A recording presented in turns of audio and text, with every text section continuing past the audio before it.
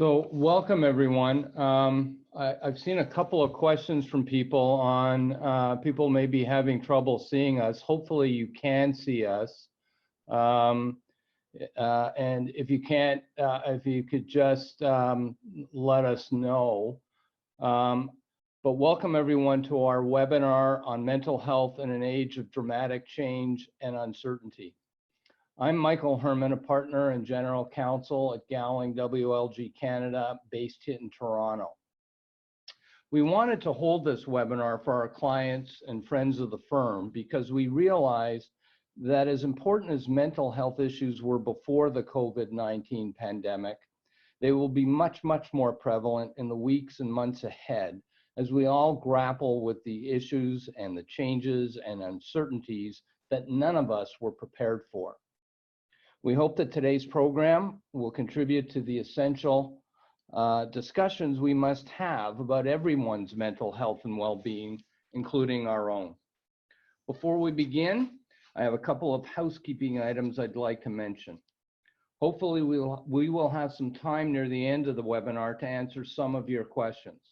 If you want to ask a question, we ask that you use the Q&A button at the bottom of your screen. If you would like your question to be anonymous, please click on Send Anonymously before submitting your question. If we don't have time to answer everyone's questions, we will respond to them in writing following today's program and distribute our answers to everyone who is registered for the program. We will also put up our email addresses at the end of the program, and you can send us your questions by email. Next, if our faces cover a part of the presentation on your screen, you can try clicking on View Options at the top of your screen, then click on Zoom Ratio, and finally click on Fit to Window. Hopefully that will fix the issue. Our program today will begin with a presentation by Dr. Jennifer Lafayette. Following Dr. Lafayette's presentation, I will share with you my story about my experience with depression. Dr. Jennifer Lafayette is an assistant professor with the Faculty of Education at Ontario Tech University. She teaches and researches in the areas of mental health, trauma, emotional intelligence, and healthy human development. She is also a licensed therapist and has been in private practice for 27 years, supporting individuals across the lifespan, consulting with companies and educational institutions, and offering trainings related to mental health and performance. Dr. Lafayette, I turn it over to you. Thank you very much, Michael, and welcome everyone to a really important and timely presentation on mental health. I'm sure we're all experiencing some changes, some added pressures, some added stress. So I'm really happy Gowling is offering and hosting this important presentation. As Michael said, I'm an assistant professor with Ontario Tech University, and I teach in the area of mental health. And so my courses often center around mental health. A specific graduate course I teach, for example, is called Mental Health in the Digital Age. So it looks at how technology is impacting our mental health. And I'm also a licensed therapist, so I've worked with various different age groups over the years, and often specializing in the areas of stress and anxiety and depression. So today what I wanted to do was give some information around mental health, especially in times of change and times of crisis. It's a little bit of a different situation. So I have a brief presentation to bring up and go over some key points, some tips, some ideas of detecting where we might be on the mental health continuum, and what kind of coping strategies can we use, can we think of that support us, support colleagues, family members' performance. As Michael said, we will be sharing our information at the end as well, including my contact information and my email in case you would like to send me an email to ask a question.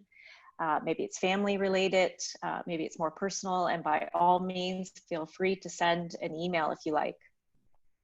So we went back and forth a little bit on the topic. There's so much we could talk about right now, and what could we do for a really effective one webinar.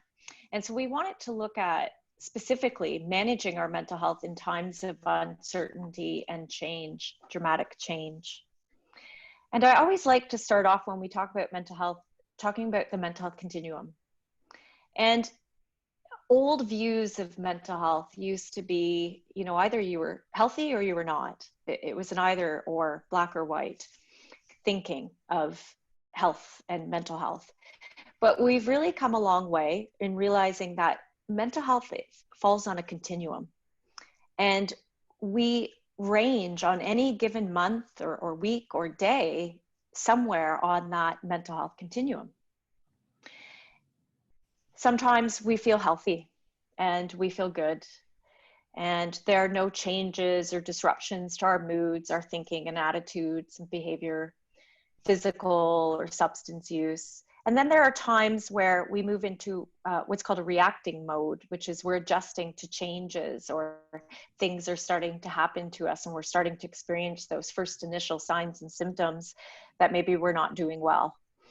And then we might move into injured, which is now these signs and symptoms are starting to increase and our functioning is decreasing. And if this continues for a lengthy period of time, then we may move into mental health illness, which is now where we might have a diagnosis of mental health problem. And understanding as well that mental health diagnoses are not permanent diagnosis. I might be diagnosed with something when I'm 20, 25, 50 years old, and a couple of years later, I no longer have the signs and symptoms. My coping strategies are working, my interventions and supports are working. You'll notice an arrow at the bottom of this chart, and this arrow identifies that we move back and forth, and we have the ability to move back and forth on the continuum. We may move into reacting. We might experience that for a week or two, but we put in effective coping skills and we move back to healthy. We may move into injured, but again, we get proper supports, we move back to healthy. How long we stay in each of these areas depends on a number of factors. Resiliency levels, supports, coping mechanisms, and how early we try to apply those coping mechanisms. So that early piece is a focus in this presentation. Early intervention, early recognition of what we're experiencing, our coworkers are experiencing, our family and friends. And we need to do that because this current situation is very unique and it is causing unprecedented changes and losses that are happening very quickly. And this plays very differently on mental health for individuals. Typically in life, we may experience changes and losses. That's part of human development. We have changes and we have losses. But when changes and losses happen extremely quickly and they happen to be compounded, one on top of the other, it can actually start to impair our mental health. And this is what we see happening with the COVID-19 pandemic. We're experiencing dramatic changes that are happening very quick and requiring us to adjust very quickly. And we're experiencing numerous losses, whether that's loss of our jobs, our structure, the way we used to do things, isolation, loss of social connections, children losing school. And this is challenging our ability to adapt. And we're all varying in the way that we're adapting and how it's influencing us because everybody's different. What we saw from some recent research was by the end of March, 40% of Canadians reported being extremely worried about COVID-19 and what was happening in their life. 75% report feeling anxious. That's an extremely high number of people experiencing feelings of anxiety that are disrupting their everyday life. 32% by the end of March had reported trouble falling asleep. And by early April, we saw an unprecedented wave of people accessing mental health supports, which still continues to today's date. I've been working on the front lines these last 6 weeks offering therapy. A number of us have been offering sort of pro bono therapy work for frontline workers as part of a support network across Canada, working with frontline nurses and doctors, essential workers, first responders, also providing therapy to parents and people in different industries, different companies, children. And we're really starting to see a mix of mental health struggles. One of the very first things that usually will come out in a time of change is what we call distress or adjustment related problems. And I think this is probably something a lot of us have been experiencing these last 6 weeks, and really in those first few weeks that this started to happen. Distress is when we experience an overwhelming sense of confusion or stress because our regular coping skills are not working. We don't know what to do in the moment. That's distress. Adjustment related problems are when we have to adapt and readjust to changes. We have to find new expectations. We have to find new habits, new coping skills. And so it's an adjustment period. So a lot of individuals have been going through this, trying to adjust. And some might also experience grief. And grief is a normal, healthy human emotion that we all experience to loss, real or perceived loss, whatever we perceive as loss. It's a normal, healthy human emotion. And we know we've been experiencing a lot of losses due to COVID-19. Especially when it comes to work, and we think about the way we used to work and the structure and who we socialized with and where did we go every day for work, what was our routine. There's a lot of loss there and change. So grief is a normal, healthy emotion that we're seeing across people of all ages right now is grief. Sadness is also a normal, healthy human emotion to loss or change. Right? Every intro psych textbook always had 8 basic human emotions. If you ever watch the Disney movie, there's about the different emotions people can experience: happiness, joyfulness, sad. And sad is, we should experience it. It is something we experience to loss or change. Again, whether it's real or perceived, it's all how the person perceives it. And so we have seen sadness, and we've seen grief, and we've seen distress and adjustment related problems in people, and people are talking about this. But we're also starting to see, as time moves on, some more serious problems and things that are lasting past a week, past 2 weeks. So maybe we've moved past that yellow zone of reacting, and maybe now we're moving into sort of the orange zone, where now we're experiencing stress and anxiety or even depression. And stress and anxiety are different. A lot of people get these two things confused. We use the words interchangeably: stress, anxiety. They're actually not the same. Stress is due to pressure you feel. So pressure you feel from time or quality expectations. I have to get to work on time, there's traffic, I'm being blocked, I feel stress.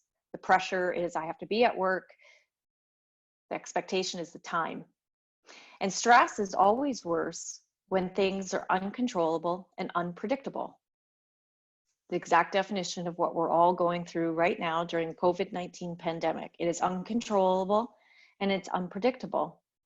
And the more we perceive it that way, the worse our stress will be experienced. Anxiety is not about pressure.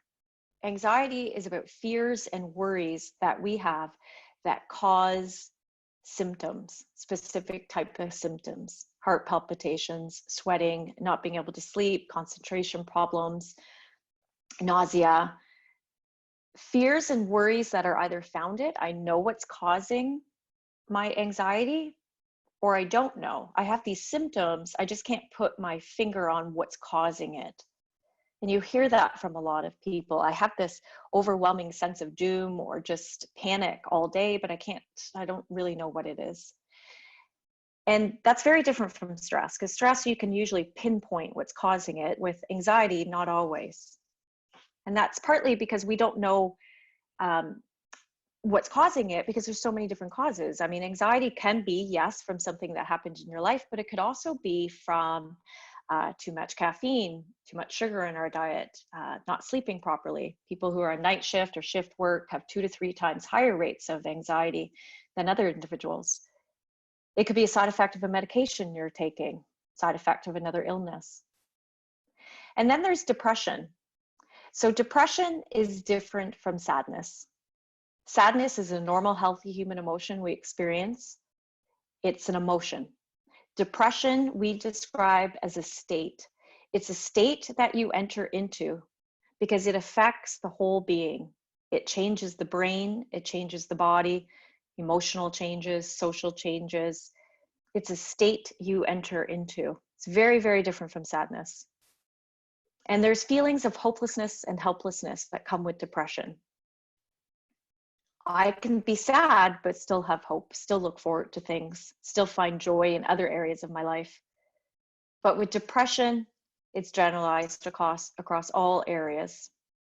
And so it's really important that people start to understand the differences in some of these, so we can identify maybe what we're experiencing and maybe what others are experiencing as well, in order to apply effective coping strategies. So all these things that we talked about, stress, anxiety, grief, depression, it's no wonder that we're experiencing this range of mental health problems. When you think about COVID-19, it's uncontrollable, it's unpredictable, there's pressure, especially if we have pressure on ourselves to continue to perform the way that we did before. Pressure to do our full-time job, but also homeschool our kids. Pressure to have multiple roles going on and be able to accomplish everything we did before at the same level. There's a lot of fears and worries, there's loss, there's grief, and there's adjustment-related problems. So it is bringing all of these potential mental health problems out. And these are, in a way, normal responses to an abnormal event. The abnormal event is the pandemic, is the changes we're all being asked to go through. And us responding with stress, with fear, these are what we would consider normal responses. It's no wonder that we're reacting this way. And I think that's important because it should reduce the stigma around mental health. How could we expect it to be not feeling this way? So when you look at this continuum, I'd like you just for a second to even think for yourself, where are you? And what we're hearing a lot of people say with COVID-19 is they feel like they're moving back and forth. You know, we felt great, everything got thrown in a blender and turned upside down, and we went into reacting. We had to readjust, find out where we're going to work from, make office space at home. You know, we're reacting. We think we got it settled, we've got things in, we feel a little good, we move back into green. Oh, we got no new news coming out, new announcements, new changes, then we're back into reacting. We adjust, find some coping skills, we go back to healthy, new things come up, we move back to reacting, or maybe we're even moving further into injured, especially now that we're entering into that week 6 and 7, we're starting to see more people move towards injured. Those symptoms are starting to increase. And sometimes those symptoms are very evident to us and sometimes they're not. And so we think about symptoms for stress and anxiety. Stress and anxiety are very hard to diagnose. People present very differently when it comes to stress and anxiety. It can have physical problems where it causes headaches and backaches, stomach aches, indigestion, fatigue, tiredness. I think the one thing I'm hearing, probably the most common symptom right now, or 2 most common symptoms, are problems sleeping and irritability.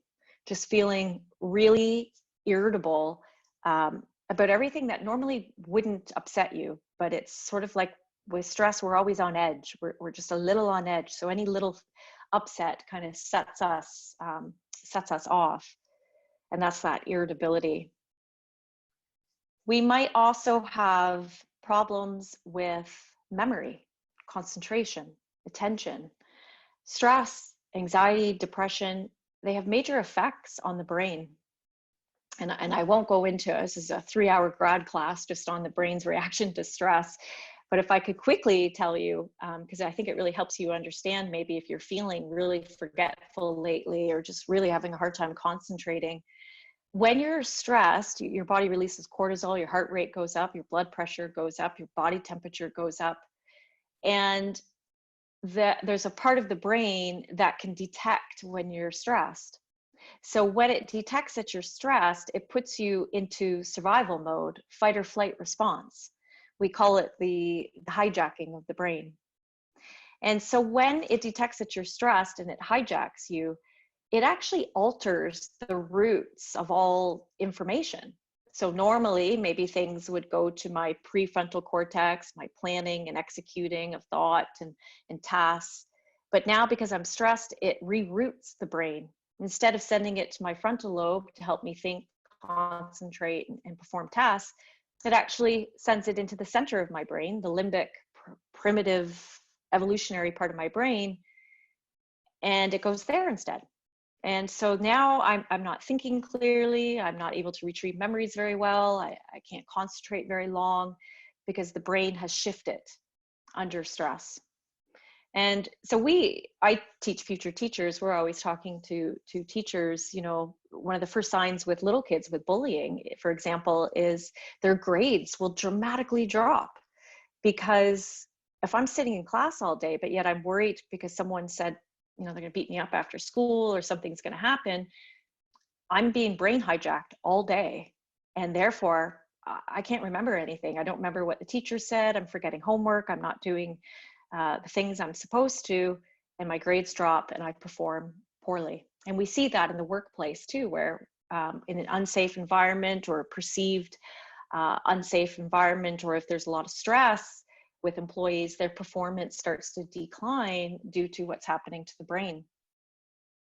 Now, it's not only stress that happens to do that, it's also depression. Depression can cause those changes in the brain as well. And I think right now, for all of us, it's really important to know the difference between grief versus depression. Because we might have coworkers, employees, friends, family members that are experiencing grief, and that's okay, because grief is a normal human reaction to loss. But when should we be worried? When does it move to depression? And there is a very clear distinction between grief and depression.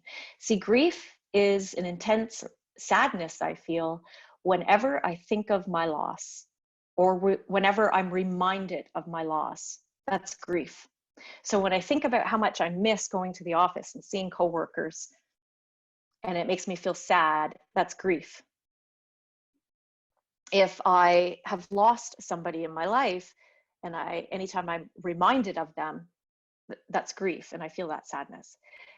Now, if I asked you the question, when do you feel sad? And you said, whenever I think of my loss, I know that's grief. If I come back to you a month later and I say, when do you feel sad? And you say, well, I don't know now, all the time, not just when I think of my loss, all the time. We usually know that that indicates that it has moved into depression because it's generalized now. It's not just when you think of your loss, but it's all the time. And that is a shift from grief to depression. And that's something that maybe we want to pay attention to during this time right now. And all of us have different thresholds of our mental health. So how much change can we handle? How much disruption can we handle? We're all different. You know, we have different coping skills. We have different problem solving skills. We have different levels of emotional intelligence. And we have different tolerance for flexibility or control. And this is something a lot of people don't really realize when we think about ourselves in context of work. And you could Google this and try it yourself as well. There's no official test out there, but we do have an assessment called the locus of control, which talks about your level of control? Do you have an internal versus an external level of control? External locus of control is when you believe in fate, luck, chance, things will come as they come, and I don't always have control of things. Maybe younger kids feel like their parents control them, their teachers control them. That's external. Internal is when you have a strong sense of control over what happens to me is due to me, my decisions. I can control things. It's obviously a little bit healthier to be on the internal side, but not 100%, because you cannot control everything. So during times like this, times of uncertainty, times of crisis, people who score extremely high on internal locus of control often struggle more, because this is something they can't control, but they want to control, or they're used to being able to control. And it can be difficult. So we have to learn to be flexible. And I like the word, and I think the word that's really important throughout this whole crisis is to be nimble, and to be flexible, to have the ability for what is called cognitive redirection, emotional redirection, to change our expectations, and to look at things like I cannot control the outcome, but I can control the effort, and really doing some drastic changes here around what we're used to and how we think about things. So looking at some coping strategies, let's keep in mind that idea about to be nimble. Crisis, the very definition of a crisis is that it's unpredictable and it's uncontrollable. And it brings surprises, and we need to understand that there will be surprises, there will be errors. We need extra time to do things. What took you an hour now takes maybe 2 hours. We have to reduce the pressure on ourselves. Maybe I'm used to being able to do all of these things in one day. Personally, I'm happy if I get one done with everything that's going on right now. Trying to homeschool 2 kids, run a private practice, teach. I'm happy with one. And that is an adjustment I've had to make in my thinking around expectations and trying to be nimble. Being nimble is actually a characteristic of resiliency. We know that the research shows a characteristic of resiliency, high resiliency, is people's ability to be nimble. Now, we want to walk a fine line here when it comes to something we can do to help ourselves, and that's balancing predictability with flexibility. So to reduce stress, always the most common recommendation is if stress is due to pressure, then we should reduce the pressure. And if it's due to feelings of uncontrollability and unpredictability, try to get a sense of control and predictability. It's the #1 therapy approach for stress. Control those elements. We know this is what it is. Let's control those elements. So it's good in a way, but in a time of crisis, you have to balance in flexibility. So you're doing a bit of a walk here. So you can predict, for example, various outcomes. Scenario A goes this way, and here's my response. But it might also go scenario B, and here's my response. Might also go scenario C, here's my response. And that's okay, you can do that. It gives you a sense of control. It helps alleviate stress. But in times of crisis, you can't predict every scenario. So there always has to be that scenario D of the unknown, the unexpected. And if you're cognitively prepared for that, it doesn't come as much of a surprise, and you still have feel like a bit of a control is there. The other thing you have to consider about in times of crisis is predicting is good, but you can't predict too far into the future in a time of crisis.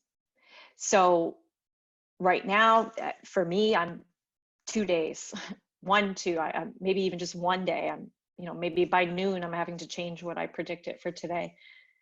So you can't go too far into the future, or that actually starts to cause too much stress and too much anxiety, because things are changing too fast. There's new announcements, there's new things coming out every day, every week. So we really have to think, what can I predict maybe today, maybe the next 2 days?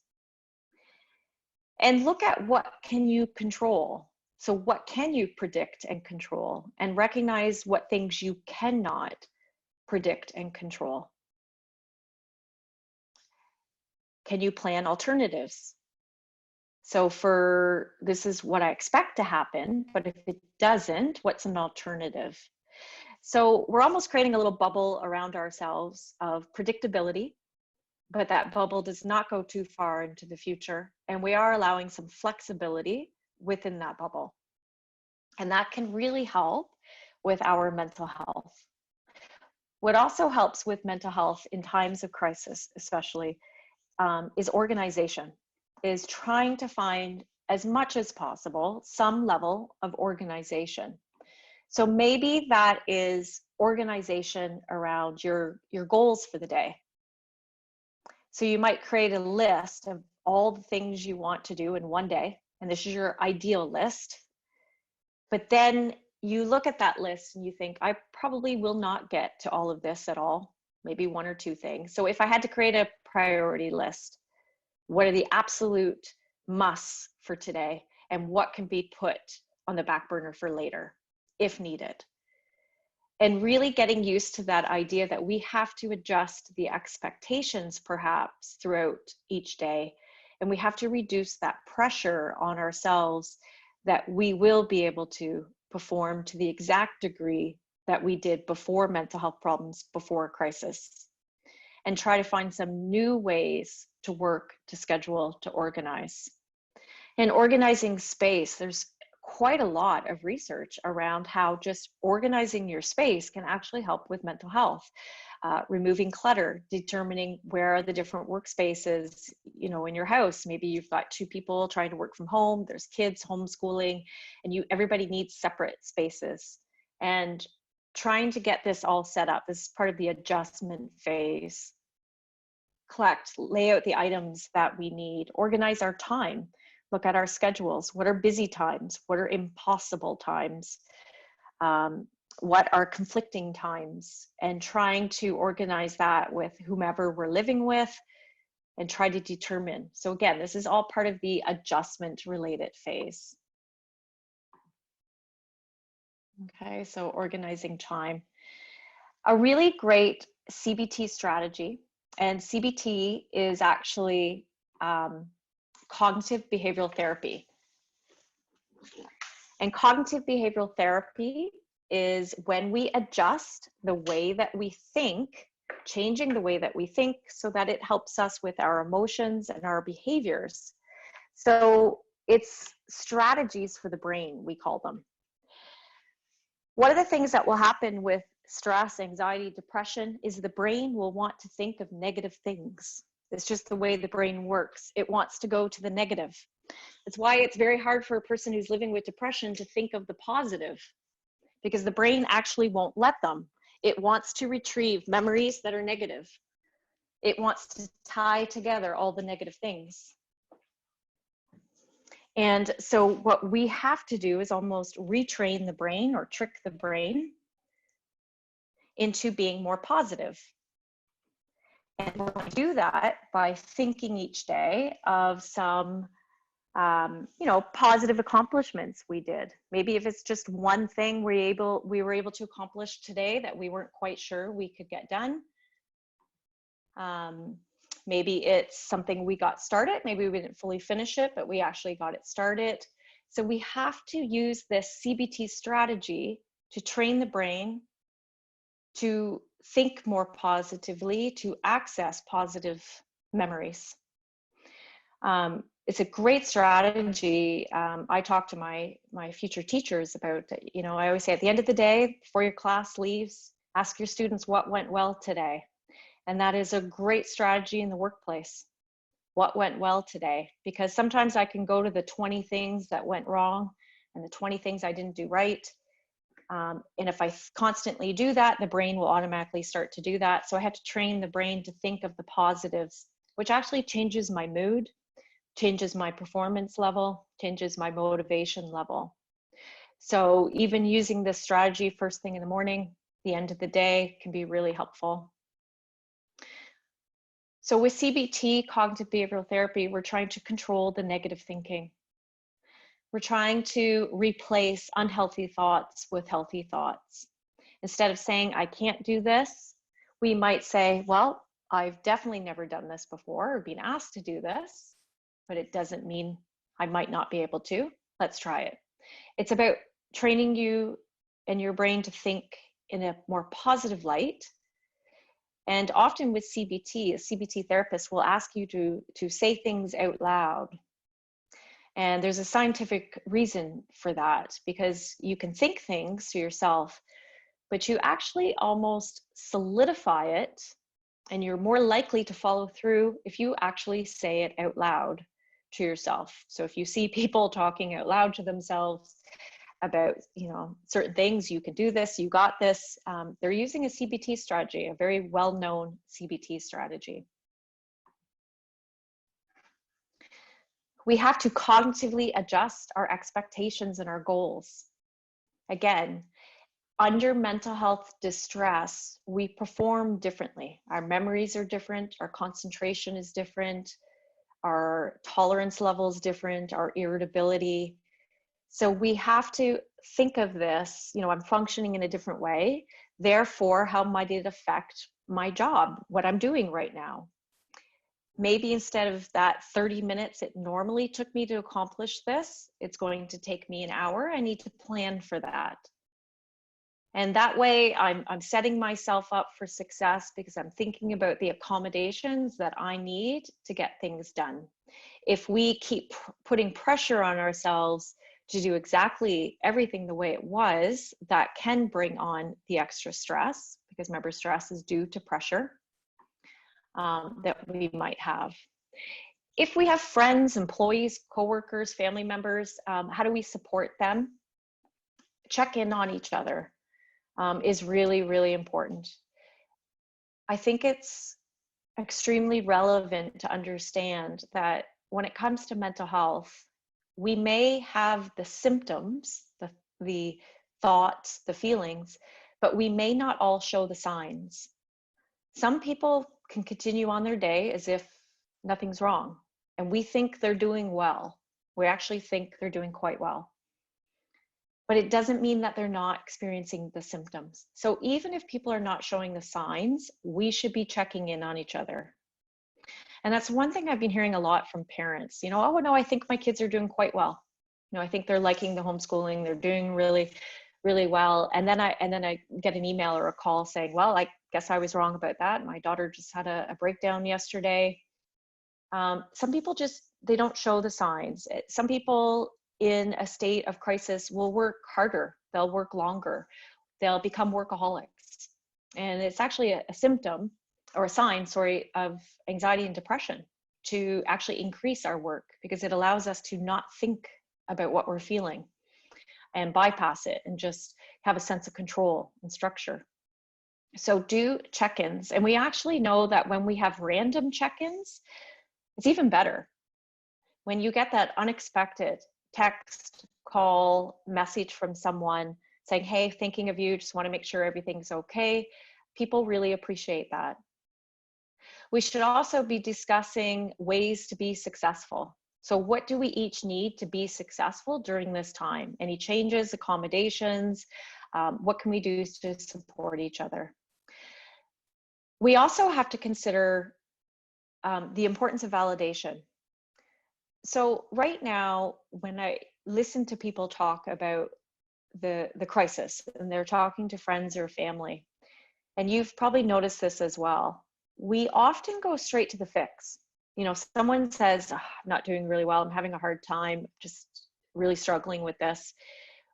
Human nature, we want to help, we want to fix, and we say, oh, it's okay, everything's going to be all right, this is going to pass, it's going to end soon, you're going to be good, you have lots of supports. We go straight to the fix. And that's actually not helpful for people. People don't want to be fixed, they want to be heard. So the best thing we can do is always respond first with a validation. It shows that we heard them, we recognize what they're going through, we understand, and that they have the right to feel that way. So instead of going straight to the fix, I might say, wow, you know, I don't even know what to say right now. It really does sound like you're going through a lot. You have a lot on your plate. No wonder you're feeling this way. A validation, if it started off with a validation, and this is what all good, you know, $300-400 an hour therapy sessions are, is pure validation almost the whole time, is it de-escalates people because it makes me feel normalized. Like, hey, I'm allowed to feel this way. And this person recognizes that I do. After I validate, then we can move into a conversation around supporting that person of, yes, it will end and there's hope, but we have to do the validation first. And that helps in all contexts: coworkers, family, friends, ourselves.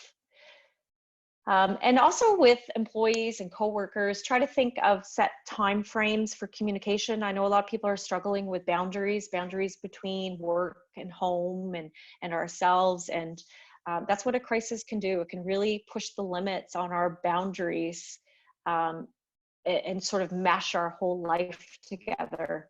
And so the more we can create boundaries, the better our mental health will be. What's my work time? What's my time with family? When can clients call me? When can I check in on coworkers? And having sort of an idea of time frames sets those boundaries and allows us to support each other better. It's also good to consider your own emotional intelligence during this time. So thinking of emotional intelligence as our ability to recognize our in ourselves, our emotions and our behaviors, what we're going through, knowing how to manage that, recognizing what's going on with others, and being able to have healthy relationships because of it.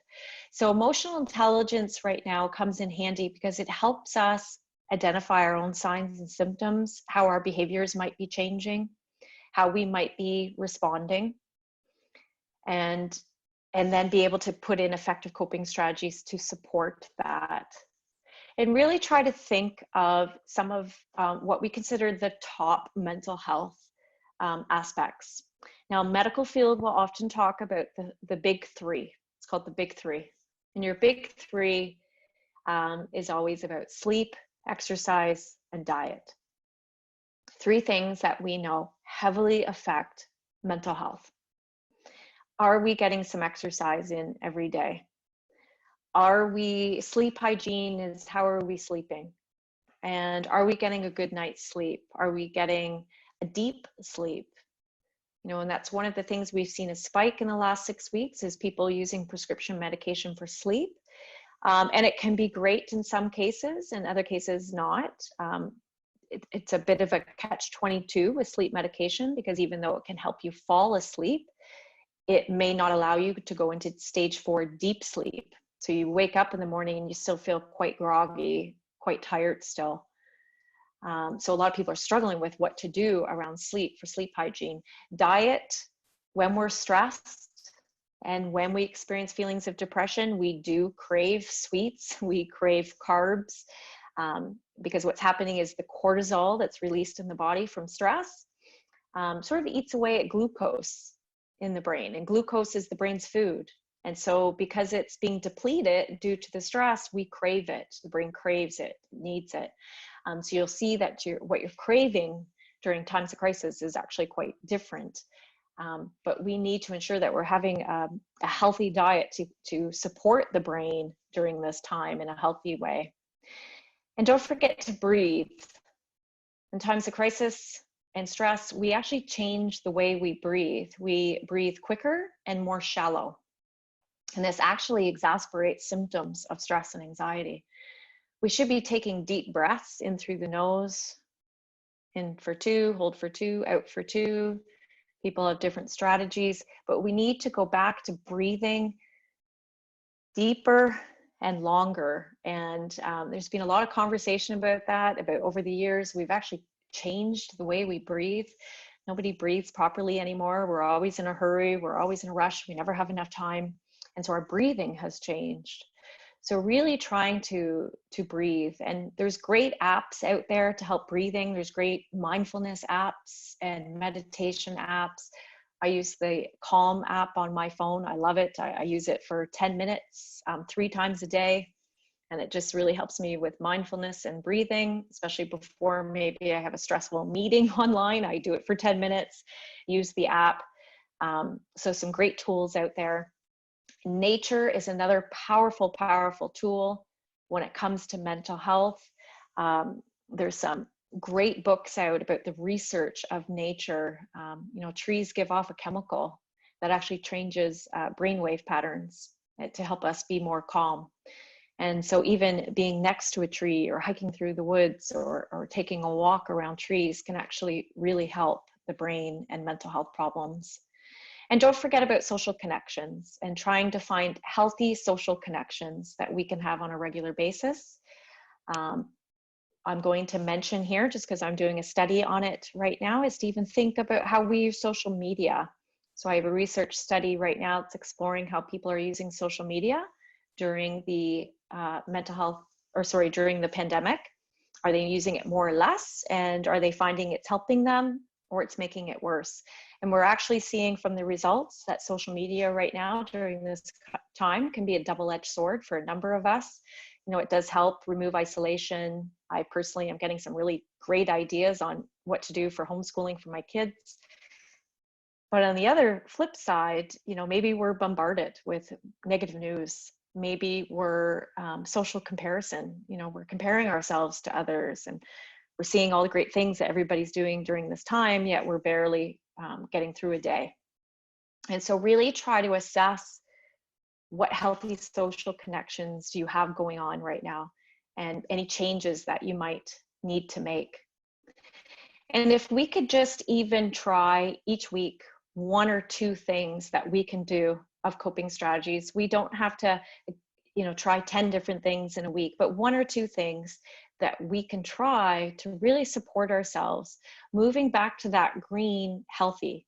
And it's okay if we're not in the green all the time. It's okay if we're moving back and forth.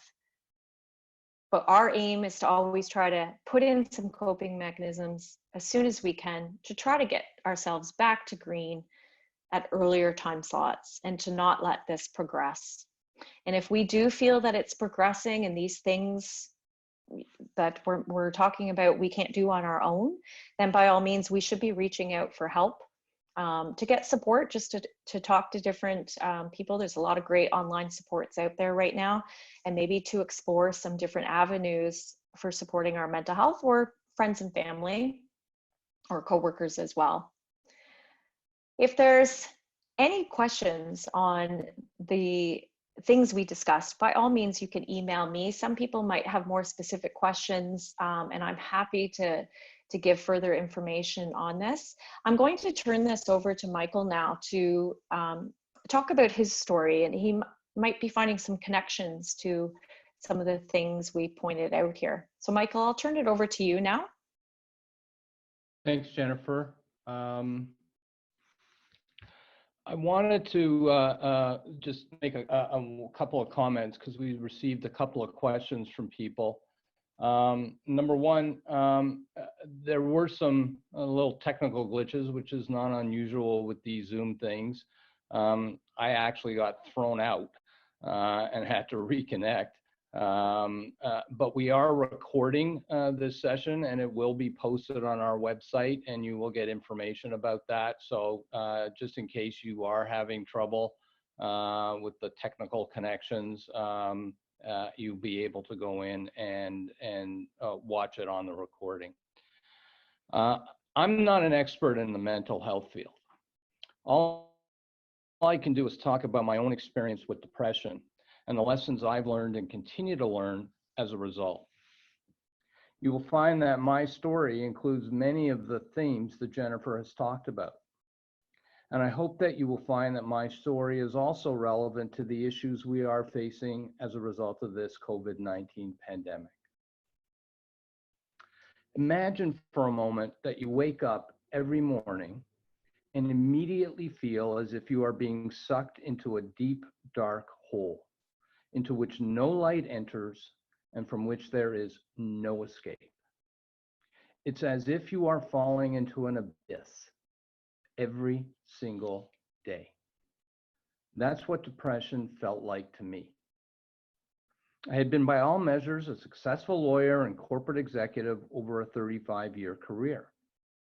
If I had problems, I would ignore, avoid, or mask them and not let them get in the way of doing the best job I could. But in 2016, my world crashed. Eventually, I started to wake up every day and fall into that deep, dark hole. To avoid the anxiety and fear, I would often numb myself so as to feel nothing. No emotion, no interest, no reaction to anything. At other times, I'd feel a profound sadness that hurt more than any physical pain I had ever experienced. On rare occasions, I felt as if I was being buried alive and was consumed by fear and panic. My story is unique, as is everyone's experience of depression and anxiety. But there are common denominators to everyone's experience, such as the enormous impact on each person's health and well-being, their feelings of worthlessness and self-loathing, their almost irresistible urge to stay in bed, pull the covers over their head, and shut the world out. Looking back over my life, I now realize that I've lived with mild to moderate depression since I was quite young. As a young child, I was characterized as being very sensitive, as if that was a genetic condition and explained everything. Couldn't be changed and was just something I had to live with. I've also had bouts with severe anxiety that generally hit me during periods of major change and transition. Let me give you an example. Some of you may remember the movie The Paper Chase. On the first day of law school, the dean addresses the incoming students and says to them, look to the person on your left, look to the person on your right. One of you won't be here by the end of your first year. Well, that was also the message at McGill, my law school. In addition, all of the students were used to being in the top 10% of their classes. Obviously, that would no longer be the case for 90% of us. By the third month of my first semester, I was suffering every day with severe digestive problems and an overwhelming fear that I was not good enough to survive. I went to a doctor who gave me Valium and sent me back to do battle. The message was push through, which I now realize had been the message I had heard all my life when dealing with the anxiety of starting something new. I was able to keep doing what was needed, and I did survive, but at a terrible cost. In 1980, I graduated from law school, moved to Toronto, started articling at a law firm, and got engaged to my now wife. I had hit the trifecta for stress and anxiety, and I was sick for 2 straight years. I didn't really share with anyone, even my wife, what was going on inside me. I suffered in silence. Again, I pushed through. Somehow got hired back as a lawyer with the firm at which I articled, got married, and eventually the symptoms receded, but they never completely went away. I thought, this is just the way I am, and no one would want to hear me complain. Over the years, the symptoms would come and go, and my moods would vacillate. But I lived with a constant feeling of dis-ease. In hindsight, I am astonished at my failure to recognize that I had mental health issues that needed to be addressed until. In early 2016, I lost a lot of weight, was getting colds and viruses that wouldn't go away, and started having terrible digestive problems. Not that I had much of an appetite to begin with. Not surprisingly, I started feeling sapped of all my energy and lost my ability to focus and concentrate. I eventually hit a wall and concluded I had no choice but to take a few months off to rest and recuperate. I thought that would solve the problem. In early 2017, I did take a 3-month leave, During that period, I started to improve physically, and at the end of 3 months, I returned to work, ready to go. Well, I was never more wrong. My body and my mind were not able to manage the return to work. After several weeks, I realized I was in no shape to be back. I couldn't think straight or concentrate. I was still having terrible digestive problems, and I was constantly exhausted, depleted of all energy. And so I went on indefinite leave. But I thought I had to figure out and address what was causing and then fix the physical symptoms until. It was a beautiful, sunny, early summer morning. I was standing on my balcony, drinking a cup of coffee and looking out over a gorgeous panoramic view of the city and of the ravine which backs onto our condo. And then I had a thought. What's the point? What's the point? It seemed to come out of nowhere, and it so unnerved me that I reflexively staggered off the balcony and back into my apartment. Somehow, and I don't know how, but somehow I realized in that moment that my issues weren't physical. Somehow I knew that I was in the midst of an acute depressive episode. If I was going to get better, I needed to shift my mindset completely.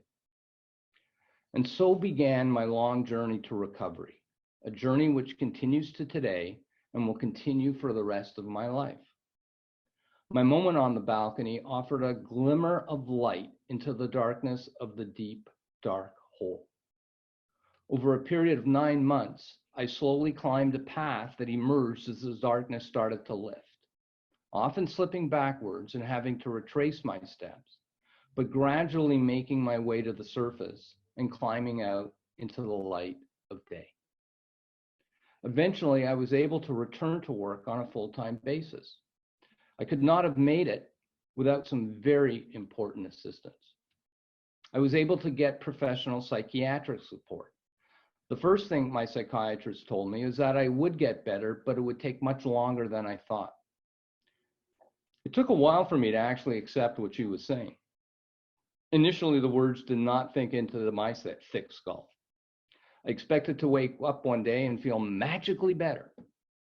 It took several weeks to appreciate that getting better was going to be a long process. I benefited from antidepressant medications, though not without some side effects. I incorporated new self-care activities, and Jennifer talked a lot about these. I incorporated these activities into my daily routine related to nutrition, exercise, mindfulness meditation, and journaling.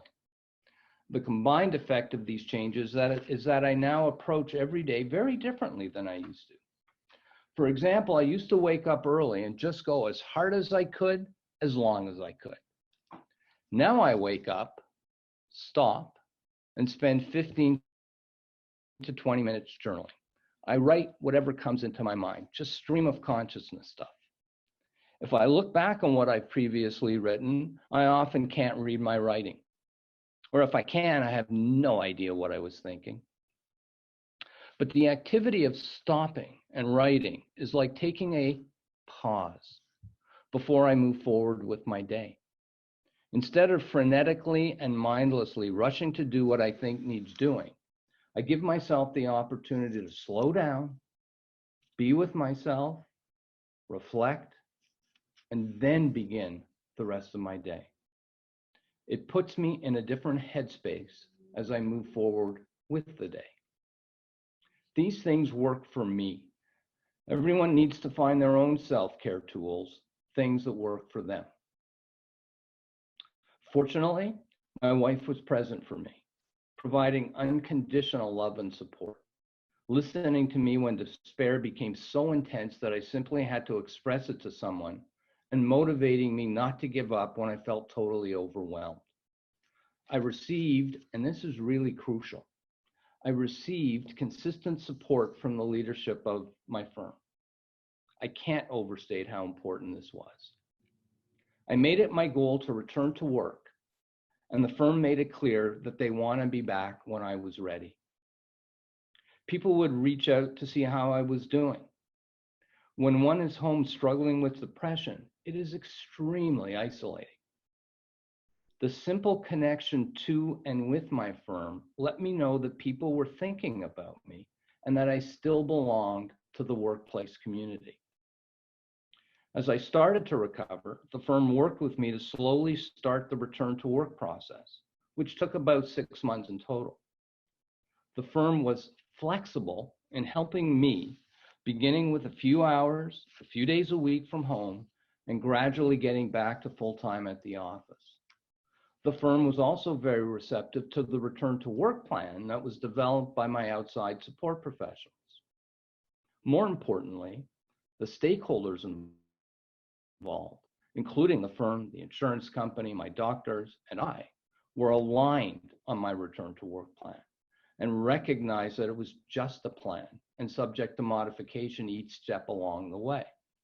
The last thing I needed when focusing entirely on my recovery would have been disagreements or misunderstandings between these various stakeholders. I focus on these themes of connection, flexibility, and alignment, which Jennifer also focused on, not only because they are so important for how my firm and others supported me in my recovery, they were also key parts of my internal landscape that enabled me to follow the path out of that deep, dark hole. I was learning to connect with or become aware of the thoughts, the feelings, the emotions that manifested as physical and mental illness, and learning how to work with those thoughts, emotions, and feelings in a more constructive way. I recognized that I needed to be flexible and patient, as recovery was a process with lots of twists, turns, and setbacks. And I began to understand that I had to align the things I was doing with both my goal of trying to get better and the values as a person I want to embody. I'll touch on just a few of these in the rest of my talk. I appreciate how fortunate I've been with my recovery. Each person's recovery is different. The important thing is that the process of recovery enables each person to reach the best state of mental wellness possible given their particular circumstances. There are a number of lessons that I've learned as I continue with my journey. Like many lawyers, I'm a type A personality, driven to succeed, often at the expense of my health and well-being. I'm also a perfectionist, afraid of making mistakes, even if I realize that being human by definition means I will make mistakes. And even though I'm quick to forgive mistakes other people make. I've also always feared that people would eventually realize I'm not such a hotshot as a lawyer. I felt vulnerable and at constant risk of being exposed as a fraud and a phony. One of the things I've done to protect myself is to try to please others, particularly those in positions of authority, even when it's not in my own interest. Why? So I could maintain control over how others see me, control over what they think of me. But this strategy means I have to remain constantly vigilant, since exposure could be right around the next corner. Not surprisingly, this hasn't been a particularly healthy way to live my life. I'd like to come at control just a little bit differently than Jennifer did, although it's really the same thing. In his most recent book, Thank You for Being Late, award-winning journalist and author Tom Freeman recounts an interview with a guy named Eric Astro Teller, who is the CEO of Google's X Research and Development Lab. Teller draws a graph in which the X, or vertical axis, is rate of change, and the Y, or horizontal axis, is time. The line for rate of technological and scientific change starts off flat and escalates very gradually over hundreds of years. And then it takes off upwards like a hockey stick, starting in the late 20th century. In the past very few years, the speed of change has increased exponentially and will continue to do so for the foreseeable future. The second line on the graph represents the rate at which human beings adapt to change in their environment and reveals that over human history, we do improve, but at a snail's pace. According to Teller, the pace of technological change has now surpassed the capacity of most of us to adapt to and absorb it, and the gap will only continue to increase. As a result, and this is the key point, Teller notes that we have less and less control over what is happening in the world around us. As Jennifer pointed out, research shows that rapid change, good or bad, can negatively affect our mental well-being. We feel less control over our lives during periods of rapid change and feel much more stress, anxiousness, and uncertainty, even when the changes are positive. I know that's true for me. When I feel like I can't control changes happening to and around me, my mental equilibrium is totally upended. Needless to say, it's been quite upended over the past few weeks. But if we have learned anything from this pandemic, it is just how little control we have over certain things that can have an enormous impact on all aspects of our lives. I understand that the causes of depression, anxiety, and other mental illness are complex and numerous. Genetics, the way we were raised, our life circumstances, and the way our brains are wired all play a role. However, if feeling out of control in our rapidly changing world is contributing to mental dis-ease, what can we do about it? Jennifer gave us a lot of good ideas. For me, one of the things that I try to focus on is focusing my attention on things that I can control and recognizing that there are many things I can't. It sounds simple, but if you're like me, it isn't easy. We often can't control the outcome of something. There are just too many factors outside our control that affect outcomes. Let me give a simple example. If I'm a trial lawyer, and I'm actually not, but if I was a trial lawyer, and I've prepared for a trial as best I can, the judge or jury may still rule against my client. If the client wins, I'm a hero. But if the client loses, I'm a bum. If I focus on trying to control outcomes or to prevent bad things from happening, it's inevitable that I'm going to end up feeling anxious, beaten up, defeated, and in my case, depressed. I can control how I live my life, what I try to accomplish with it, how I treat other people, regardless of how they treat me. Much easier said than done. I want to be the hero, not the bum. I can control my decision to speak to you today and to prepare as best I can. But while I want you to feel that my talk today has been informative and helpful, I can't control whether you'll feel that way. I'm not a fatalist. It's important that we set goals for ourselves. However, what we can control is our effort to accomplish those goals, the process to reach the goal, not necessarily the goal itself. Our efforts may get us to the goal, the outcome, but whether we get there may be affected by all sorts of factors outside our control. My journey to recovery began on a balcony. My goal was to return to work and resume the professional life that I had before my illness. But especially in the early days, I had no clue or even belief that I would get there. What I could do was take steps that I hoped would help me, seeking professional help, finding ways to take better care of myself, and slowly trying to reintegrate back into the workplace. For most of that journey, I really didn't know where I was going to end up. Fortunately, I did recover sufficiently to return to work and resume my career. More importantly, I am able to share my story with you today. During this pandemic, there are things that we can do. Jennifer listed a whole bunch of them. Others are practice social distancing, wash our hands frequently, cough into our elbow. I still have trouble remembering that one. Learn how to work more productively while we're remotely connected. Limit our exposure to the news. I find watching or reading too much news freaks me out, and I immediately feel the need to go and take my temperature. But to a great extent, we can't control what has happened to all of us and the tremendous uncertainty of what life will be like for the foreseeable future. What we can try to control is how we respond, as Jennifer said, how we respond to the dramatic change and uncertainty we are experiencing. So what else can we do to help ourselves if we're struggling with mental health issues? And if we're fortunate not to have such issues, how can we help those who do? If you think you may have an issue with depression, anxiety, or substance misuse, find a way, as Jennifer said, to tell someone you trust. Seek professional help. Change your routine to incorporate self-care as part of your daily life.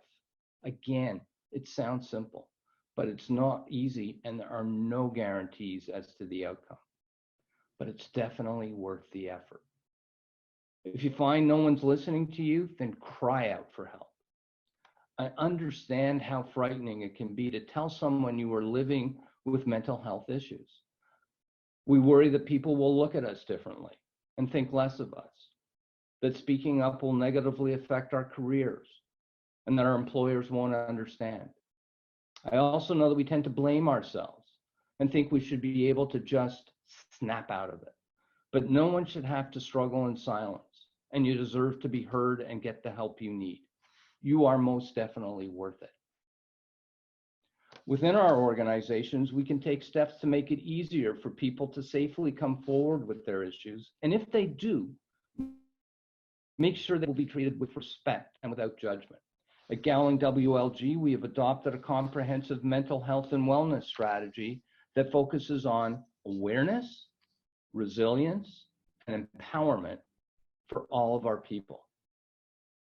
We have taken a number of initiatives to implement our strategy. We provided a variety of different resources to our people, including our new Minds Matter app that people can download to their mobile device. On our COVID-19 internet page, we've included a specific section devoted to people and wellness. We've improved benefits coverage for mental health support, including the type of counseling and therapy covered and the amount that is covered. A few years ago, we introduced mental health first aid training, a certification course offered by the Mental Health Commission of Canada to equip people with the knowledge and skills to have helpful conversations with someone who might be struggling. To date, we, or I should more accurately say Jennifer, has trained over 150 of our people, including all of the firm's leadership. We run annual campaigns in which we ask everyone to commit to supporting their own and everyone else's mental well-being. We are learning how to consider the mental health consequences on our people of all the decisions we make. Particularly today, organizations are being forced to make very difficult decisions. And it is really important that these tough decisions not lose sight of the impact they will have on the mental wellness of the people within the organization. Ultimately, our goal is to embed mental health into the fabric and culture of our firm. All sorts of organizations are coming up with innovative and effective ways to enhance the well-being of their most valuable resource, their people. And we can adopt the best practices from what others are doing. We may not be able to change the structural issues our industries confront, including the dramatic changes due to this pandemic that contribute to mental dis-ease. But that doesn't mean we can't make a difference. The business case for supporting these types of initiatives is too compelling to ignore, and the moral imperative is all too clear. If there was ever a time for our organizations to step up and help their people, this is it. I wouldn't wish major depression, anxiety, or other mental health issues on anyone. However, during my journey, I've learned a lot about myself, and I know there's much yet to be learned. I had always thought of myself as someone who didn't stigmatize those living with depression or other mental health issues. I failed to realize that this attitude did not extend to me. One of the insidious effects of stigma about mental illness is that many of us unconsciously buy into the idea that if we have mental health issues, we are weak and to blame for our condition. I now know that I did. To compound the problem, I also thought I should be able to solve my issues on my own. In other words, when it came to me, I bought into stigma, hook, line, and sinker. And self-stigma inevitably leads to feelings of shame. I'm not sure there's a more toxic emotion than shame, especially when you can't admit to yourself that you feel it. I was ashamed of feeling shame. It was really important for me to challenge self-stigma and shame because it held me back from seeking the help I needed and from doing things that will hopefully make and keep me healthier. By challenging my self-stigma, I was able to start incorporating time for self-care because I felt that I was worth it. I was able to start finding ways to remind myself that I'm okay, not worthless, weak, or undeserving. As with trying to focus on controlling things that I can and not those I can't, I believe that this awareness will help me build resilience to better handle things that happen in my life. I try to remember when journaling each morning. It's interesting that Jennifer talked about this. I try to remember when journaling each morning to write down what I accomplished the prior day. It's a very simple way to try and stop the self-defeating thoughts from taking hold and sending me into a downward spiral back into depression. I wish I could tell you that I no longer struggle with self-stigma and shame, or that I completely trust that I will not relapse into another acute depressive episode. For me, it doesn't seem to work that way. I know that the odds are high that I will have another severe bout of depression. I want to be able to control it from happening, and I'm trying to take steps to prevent it.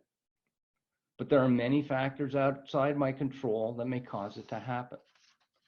So I still frequently feel as if I'm on the edge of a cliff. At any moment, I could lose my balance or be hit by a gust of wind and fall off back into that deep, dark hole. However, I believe that by confronting my self-stigma and shame, I've been able to introduce things into my life that will help me recover more quickly should a relapse occur. I have moved from hopelessness when I was in the depths of depression to hope and now to belief. The final stage will be self-trust. I'm not there yet, but I'm working on it. I'd like to conclude my remarks today with a brief statement about hope. Without hope, we're lost. Before I had my moment on the balcony, I was hopeless, clueless as to how I was ever going to get better. Once I had that moment, a sliver of light broke through the darkness of the deep hole in which I was trapped. I felt the first stirrings of hope, and having hope propelled me forward. I can understand how for many people today, it is extremely hard to feel hope. Many of us fear that we or those we love may get sick from this virus or have actually contracted the virus. Many people don't know how they're going to pay the rent or buy food for their families because they're no longer employed. However, even in such dire circumstances, there is something about hope and about holding on to hope for dear life that can sustain us. Václav Havel was a statesman, dissident, and writer, and he became the first president of Czechoslovakia and then the Czech Republic after the fall of the Soviet Union. Havel said that hope is not the conviction that something will turn out well, but the certainty that something makes sense, regardless of how it turns out. What makes more sense than striving for the physical and mental health and well-being of every single one of us in the midst of this period of dramatic change and uncertainty? Thank you for taking the time to listen to me today. And we do have a few minutes for questions. And so I'm going to open it up and ask a couple of questions. So one of the questions that I saw earlier, and I don't see it now, but one of the questions that I saw earlier, Jennifer, was a question about when you're talking to people in your family or friends or loved ones and you think they're in denial, you think they're not really recognizing that they're struggling, what is it that you can do that may help bring it out from them so that they can recognize what they're experiencing?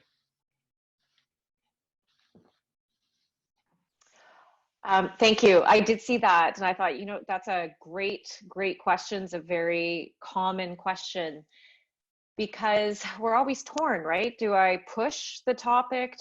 How much do I push to get them to talk? What if they say, no, I'm fine, but I really don't think they are?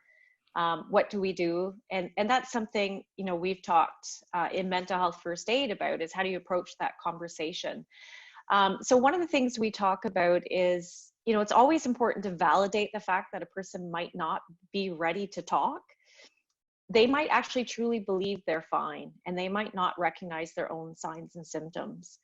So I think what we can do is take the opportunity here to validate the fact that maybe they don't want to talk about it, or that they believe they're fine. But I might use this opportunity to talk about common signs and symptoms. And maybe I present it as, what I've been going through. I don't know if I'm fine. I've been experiencing this, or this is what I've learned, or some of the signs and symptoms of stress or depression. Because I think just hearing signs and symptoms is good for people. In therapy, we call it poking a hole in the cognitive theory. Your cognitive theory is you're fine.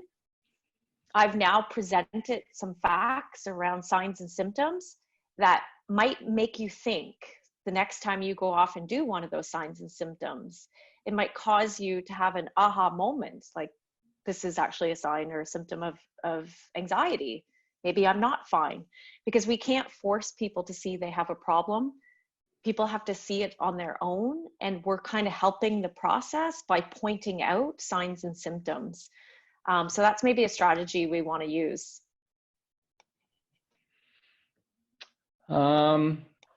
Next question. Boy, this is the $60 million question. How do I stop worrying about things I have no control over? It's so easy for my mind to go to the worst case scenario. I don't know how to stop this. Jennifer? That is the big $1 million question. And so I've actually been reading a lot lately on the research on this. And so one of the things we know when we think about cognitive behavioral therapy and cognitive science, the way the brain works, the more we try not to think of something, the more we think about it, right? We know that. You say, don't be anxious, we're anxious. Stop thinking about this, we think about it. So in therapy, we call it leaning into the emotion, or leaning into the thought. So trying not to completely avoid it, because completely trying to avoid the thought actually causes more stress. So allow the thought, but fact check the thought. So thinking to ourselves and remembering that strategy, actually saying things out loud, is actually better. So I might, have this conversation with myself, like, yes, that actually could happen, but realistically, what's the percentage chance that it will? Maybe 5%. And there's probably a lot of other things that could happen. What might those be? And then I try to walk myself through all the different scenarios, try to get a sense of control and predictability, as in, if each of these did happen, what is a potential response I might have? Because that helps with the control and predictability. And so be able to do that. So allow the thought, try to fact check it, and then put in all the other options as well. And this brings us a bit more of a realistic view of what can happen. But I highly recommend not trying to push those thoughts completely out of our mind, because it may bring more stress. So there is a type of cognitive behavioral therapy that's called mindfulness-based cognitive behavioral therapy, or MBCT, and that I'm familiar with. I actually haven't done it, but I am familiar with it. because I know one of the founders of the practice. And what it does is it takes mindfulness, meditation, and cognitive behavioral therapy and puts them together. And the idea of mindfulness practice is really to do exactly that, to be with your experience as it is, and then to be able to explore it and just see where you're feeling it, where it's touching you in the body, what it's doing to your mind, and then be able to bring yourself back to what is actually happening in the present moment and how you can respond rather than react to what is happening around you. That's a very sort of not particularly elegant way of describing mindfulness. But that's one tool that may be available to try and help with trying to stop worrying about things that you have no control over. We all do it. And the question is, how do we learn to work with it? I think, from my perspective anyway. The next question is, Jennifer, if there's one thing that you think a company should do to better support their employees, as we now start to plan to gradually go back to the office, and we expect people to have much more in the way of mental health issues, sort of what would be your sort of most important piece of advice for the leaders of organizations who are going to now have to work with the gradual return to work process, which I suspect is going to be as discombobulating for people as the going to work remotely process was? I just had a conversation about this with an organization that wanted to run a webinar joint together to talk about what we're discussing right now, changes that are going on in returning to work. And my recommendation was actually don't try to do both at once. Right now, people are just trying to adjust for the last 6 weeks to what's happening. The topic of returning to work is a whole other topic. And that's probably something we're maybe moving into now during the pandemic. So last 6 weeks was adjusting, that yellow reacting phase. And now we're moving back into the possibility of returning to work. And so now we can start having those conversations and thinking about that. So there's a lot of research and documents, if you look online, about what's called transition planning, which is, returning to work, returning to school, returning to whatever was our norm before. And so when we talk about transition planning, it's about getting people ready to either go back to the way things were or to go back to something that's new. So the first step is to think, what is returning to work going to look like? Will it look the same as it was before, or do we have a new normal? And what is that new normal going to look like? And what are those expectations? Because the more people can picture that in their mind, the more they can prepare for it and feel more comfortable with it. So we always try to do that first. And then we look at, so if this is the new norm, what resources do you need to be successful? And, for example, maybe it's working from home more often, but I need a bit more technology training. And so then we look at what are those resources that we need. And again, it's about building our self-esteem, our self-advocacy, our belief that we can do things, we have the resources. And I think organizations, companies, they really have the power to help develop self-advocacy in employees by understanding what is that new norm, what are the resources, the skills required, the resources needed, and then being able to help provide those resources to employees. And maybe that involves an environmental scan or communicating one-on-one with employees, but really trying to get that communication going. And transparency is very, very important in times of change and transitioning. Because the more transparency there is in timely information, the more trust people have, and the more confident they feel. So that would be my short answer. But for additional information, anyone can contact me on transition planning.